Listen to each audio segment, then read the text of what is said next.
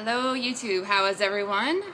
Checking in. Today is, let's see, March 30th, the 31st? I don't even know what day it is. It's the end of March, and I wanted to come in and do a video.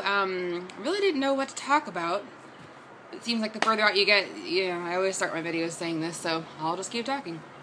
So, for those of you who need catching up, I started my weight loss journey in 2009. December 17th of 2009, I weighed in at 308.6 pounds. And for the past 2 years plus, I've come a long way, and I need to be proud of that more often. I think as a lap band patient or any person who goes through a body-changing process, you kind of get so caught up in the process of it that you don't really pay attention to the fact that you're able to do so much stuff. There has been times when I have gone 1,000% gung-ho and committed myself fully to diet and exercise. But like anything, I think you kind of get burnt out on that, and so you kind of taper off on certain things. You get more comfortable, you get relaxed. And I've seen this 1,000 times when I watch people far out of surgery or any weight loss in particular. They get comfortable. And I am the first to say, by all means, it's happened to me as well. The month of March was quite crazy. I went on 3 vacations between February and March, 3 vacations, and had people come here to visit me for my birthday. And just having birthday festivities in general, I just didn't put me as a priority in the sense of diet and exercise and keeping myself on track and healthy. So I am not ashamed to come on here and say, because I know I'm not the only person in the world this happens to, but the lowest weight I know that I have seen in my weight loss journey was around 165, I believe. But in the past month, my weight had crept up because I stopped working out as much, if not at all, which just doesn't feel good to me. I feel very blah when I don't get a workout in, which it's kind of like a therapy. I get to check out and focus and feel good about myself when I'm doing those things. So if I'm not doing that, I don't feel good.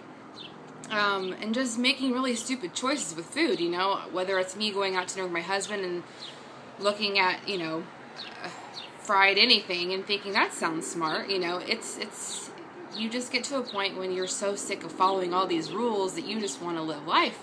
Well, living life should not mean you have to make stupid choices.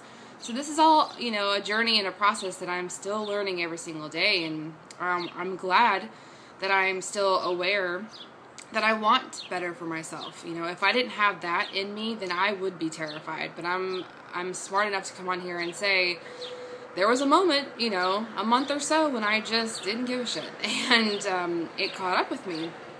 But I'm also grateful that it did catch up with me, that I was smart enough to say, you know what, this is not what I want. I want to be back to where I was, and my clothes feel comfortable and not tight, and blah, I got to that point where I really wanted better. So that's good. I'm still having that happen to me, which thank God.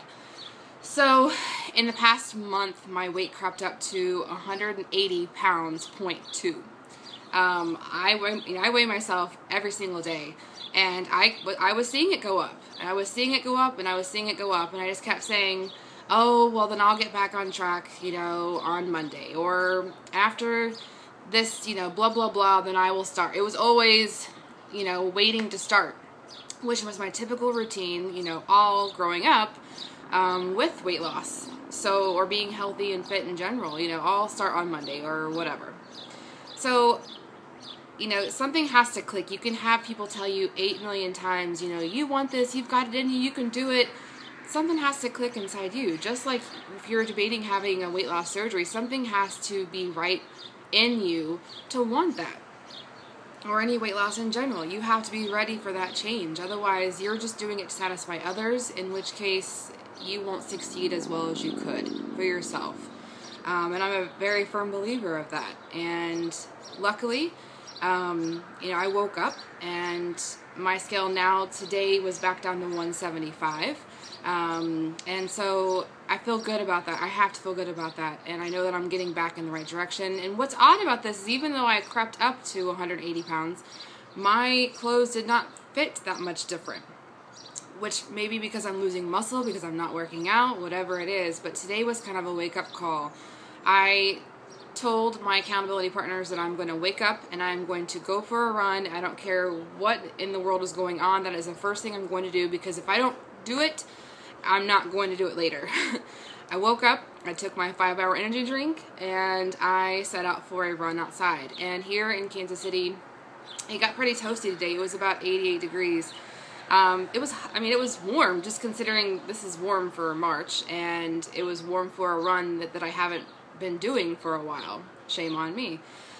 And I ran a 5K and I thought I was going to die. Now, mind you, if you don't know, I signed up to run a half marathon, 13.1 miles on June 17th. So that's rapidly approaching. So the fact that I was really exerted after a 5K, I felt really defeated, just like I've ran 10 miles before, and today I ran a 5K and I thought I had been kicked in the junk. So I was scared, but I have to, remember that if you take that much time off, your body's going to be like in shock, like, what are you doing? Why are you trying to, be crazy athlete when you haven't been doing anything except for eating Ben and Jerry's for a month? So I need to remember that. I was still able to run a 5K, and tomorrow I'm going to try for more. And the fact that I'm still wanting to keep myself healthy and in check is what I find the most rewarding. My advice to anybody, if you are getting comfortable or slacking off or not making as good of choices, you know it more than anybody. I don't care what you journal down and write and tell people that you're eating. Your body is your best judgment as far as keeping track of what you're doing. You know mentally, your body knows.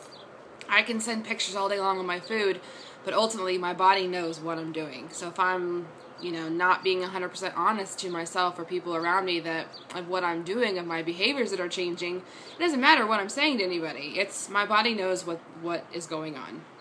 And my body crept up to 180 pounds and it scared the bejesus out of me. So I woke up, thank God. My scale is back down to 175, so that's good. And I want to get back down to below 170. I felt really comfortable there. If anything, I felt like that was my goal, my maintenance. I could live there forever and be super happy. So I want to see it again. And I'll get there. I know I will. I've come way further before, so this is just an anthill compared to anything else. But I wanted to come on and be honest about it because, this far out, it can happen, and it does happen if you let it. And but you, on the other hand, you have the option to change it, to make it get better. So I am.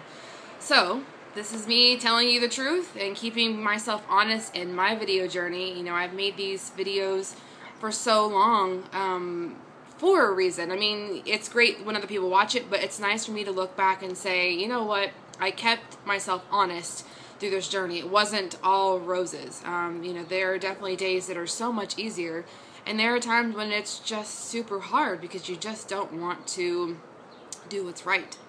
And that's just human nature, and that's okay. I'm not beating myself up about it.